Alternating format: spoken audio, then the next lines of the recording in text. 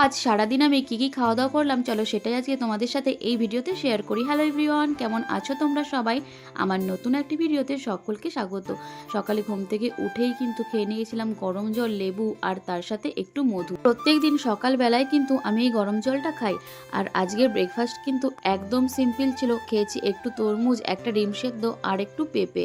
আর এই তরমুজ খেতে তো আমি প্রচণ্ড ভালোবাসি, আর আজকে কিন্তু এটাই আমি সকালে খেয়েছিলাম। তার একটু পরেই খেয়েছিলাম এই ডাল ভাজাটা। আগের দিন হালখাতায় বাবা এই ডাল ভাজাটা পেয়েছে, সকাল সকাল ওটাই খেয়েছি। তারপরে খেয়েছিলাম এই কুরকুরে। আমি সারাদিনে একটু চটপটা খাবো না সেটা তো হতেই পারে না। এদিকে কুরকুরে খাওয়া মাত্রই মা আমাকে ডাকলো যে আয় একটু মাছ ভাজা খেয়ে যা। তারপর কিন্তু আমিও মাছ ভাজা খেতে বসে পড়েছি। জানো তো, এরকম গরম গরম মাছ ভাজা খেতে আমার খুব ভালো লাগে। মাছ ভাজা খেয়েই কিন্তু আমি চলে গেছিলাম স্নান করতে। আর স্নান করে এসে দেখি মায়ের রান্না হয়ে গেছে। আর আজকে রান্না হয়েছিল লাউ শাক, তার সাথে মাছের ঝোল আর কুমড়ো ফুলের বড়া আর লাউ ভাজা। তো এই সবকটা তরকারিই কিন্তু আমার খুব প্রিয়। আর এই কুমড়ো ফুলের বড়া খেতে তো আমি খুব ভালোবাসি।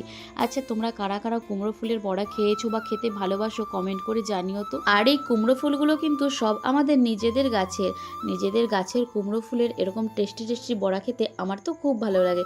ভিডিওটা কেমন লাগলো অবশ্যই তোমরা একটা কমেন্ট করে জানিও। আজকের মতো এইটুকুই, দেখা হচ্ছে নেক্সট ভিডিওতে।